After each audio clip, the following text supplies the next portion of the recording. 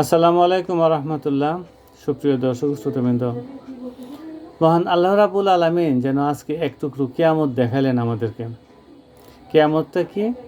দৈনিক ইত্তেফাকের ইউটিউব চ্যানেলে এবং অন্যান্য চ্যানেলেও আজকে একটা খবর দেখা যাচ্ছে। সেই খবরটা হলো হাসনাত আবদুল্লাহর সাথে নামাজের সময় ঢাকা বিশ্ববিদ্যালয়ের সাবেক ভিসির দেখা।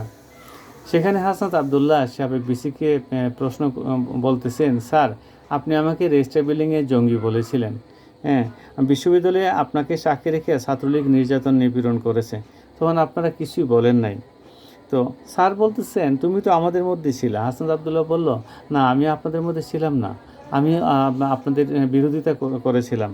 হ্যাঁ, তখন স্যার বলল যে হাসনাত আবদুল্লাহ আরও বলল যে আপনারা যে অপরাধ করেছেন, আপনারা যে ইন্ধন জুগিয়েছেন, ছাত্রলীগের নির্যাতন নিপীড়ন করেছে, হ্যাঁ, তো এই জন্য আপনারা অনুতপ্ত কিনা। তখন মনে হইল যে স্যারের মাথায় যেন আকাশ ভাঙ্গা পড়ছে।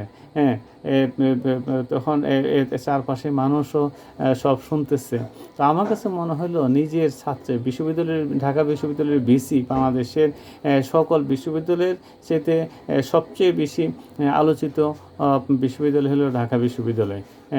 তো সেই ঢাকা বিশ্ববিদ্যালয়ের ভিসিকে আজকে এরকম প্রশ্নের মুখোমুখি হতে হলো তারই ছাত্রের সামনে, এবং তার ছাত্র তাকে বলতেছেন যে আপনারা বিশ্ববিদ্যালয়ের গ্যাস রুম গণরুম করে ছাত্রলীগজন অত্যাচার অবিচার করতো, নিপীড়ন করতো, তখন আপনারা ইন্ধন জুগিয়েছেন, আপনাদেরকে সাক্ষী রেখে তারা এসব করছে, আপনারা কোনো প্রতিবাদ করেন নাই।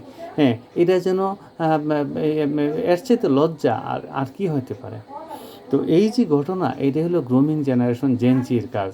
জেনজির অন্যায়ের প্রতিবাদ করে। আগে মুরব্বীরা রাজনীতি করত, অধীনস্থদেরকে ধমক দিয়ে দিত, ফলে মুরব্বীর সাথে আর অনেকে তর্কে জড়াইতো না। কিন্তু এখন মুরব্বীরা অপরাধ করলে কিন্তু অধীনস্থরা এটার প্রতিবাদ করে। এই ছাত্রদেরকে যারা এখন অন্যায়ভাবে এইভাবে দমন করার চেষ্টা করবে, ভবিষ্যতে শুধু ঢাকা বিশ্ববিদ্যালয় না, সকল বিশ্ববিদ্যালয়ের ভিসির জন্য এটা একটা শিক্ষা, সকল শিক্ষা প্রতিষ্ঠানের শিক্ষকদের জন্য এটা একটা শিক্ষা যে তাদেরকে ছাত্রদের কাছে জবাবদিহি করতে হবে।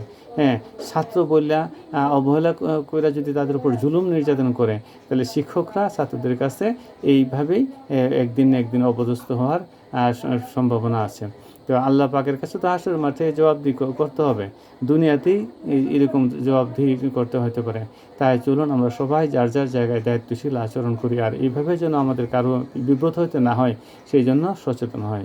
আসসালামু আলাইকুম রহমতুল্লাহ।